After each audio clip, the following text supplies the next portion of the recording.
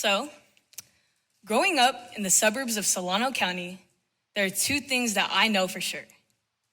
One, that the Solano Mall is open until 8 p.m. on Fridays. And get this, two, that I could stretch a $20 bill into a few t-shirts and maybe even some boba. Yeah.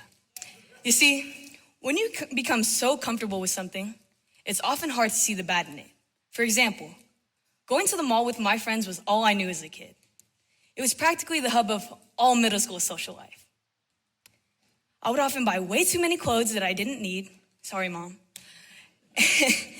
Accompanied by a Wetzel's pretzel in the other hand, in order to mask the scent of money well wasted. Oblivious as a kid could be, I didn't realize that with each purchase of a cheap shirt, that I was truly buying into the illusion of fast fashion and the power of the price tag. So you might all be wondering, well, what's fast fashion? Fast fashion is clothing that is consistently and rapidly produced to keep up with trends and, most importantly, consumer demand. This results in mass amounts of waste in clothing going to landfills every single year. And better yet, this clothing is found in our favorite retail stores. Have you ever wondered where all of the clothing that isn't bought on clearance goes? This waste actually contributes to the 35% of all discarded plastics that have polluted our oceans after clothing in landfills are improperly discarded and can't decompose properly. Over 1.4 trillion plastic fibers and thousands of different chemicals have polluted our oceans as a result of this industry's practices. Over 165 of these chemicals have even been categorized as chemicals of concern. Now, when you think of pollution in the ocean, you probably think of this: plastic bottles, plastic packaging, bottle caps, save the turtles, etc., etc. However, what we don't realize is that it also looks like this: clearance sales and clothing racks. Because these clearance sales and clothing racks eventually turn into this: landfills, and most especially clothing in landfills. Because over time, this clothing in landfills turns into this. Now, if you were to ask me what these two pictures were before I even put them in this presentation, I probably would have just said, some organisms in the ocean and maybe some oil spills. But I would be very wrong. What you do see here are microplastics called synthetic fibers and clothing dyes that have been polluting our oceans as a result of the fast fashion industry. Now, why should we even care about something like this? Well, you see, our oceans absorb 90% of the excess heat on Earth, naturally regulating our global climate.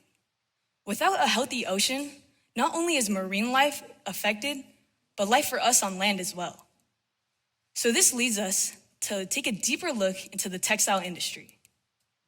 The textile industry is the second largest and second most polluting industry in the whole entire world.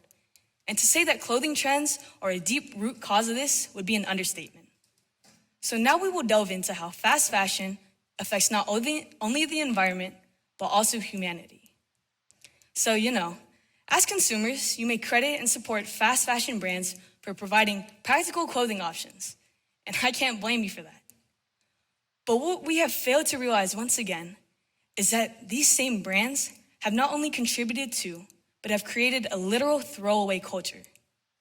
85% of all discarded textiles in the US are either burned or end up in landfills, with just one single shirt taking over 200 years to decompose. Think about that.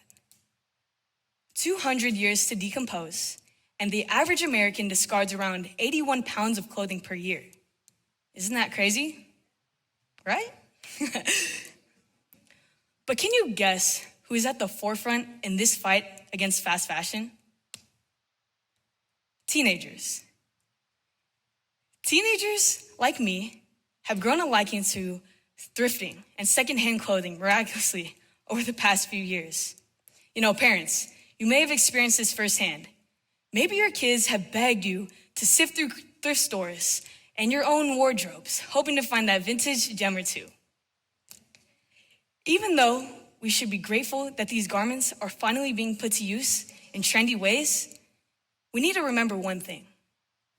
We need to remember that thrifting and shopping quality clothing shouldn't just become another trend.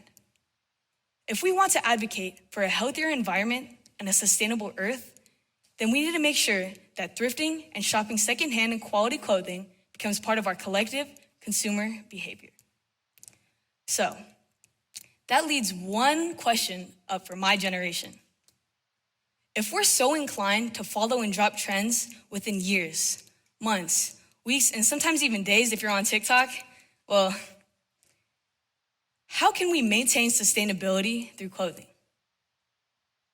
Well, on October 23rd of this year, I helped organize an event called the Flea Fast Fashion Market. With the proceeds of just 23 vendors in attendance who sold secondhand, vintage, and even homemade clothing, over $11,000 was made that day. Yeah.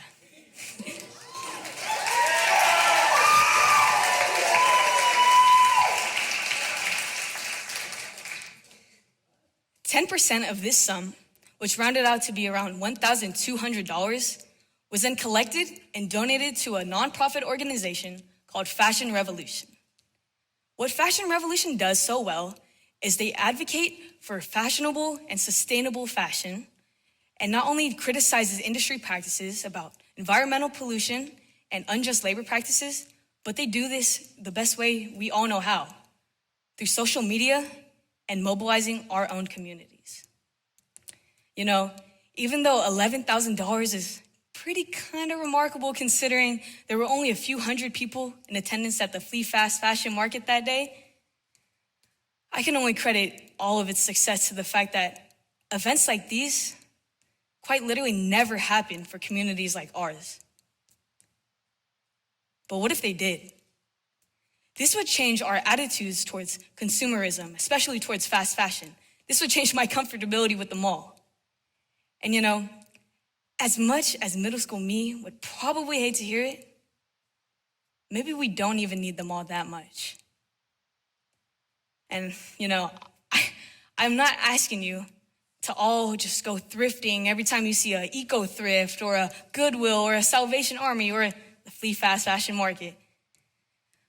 I'm not asking you to stop shopping at our local malls, and I can't stop you from supporting fast fashion brands. No. What I'm asking you all to do is to seek alternatives to fast fashion. I'm asking you to open your hearts and open your wardrobes and to consider the effects that we all have as consumers on our own environment. I'm asking you to buy less and buy quality. Shop sustainable and invest in our future. Thank you.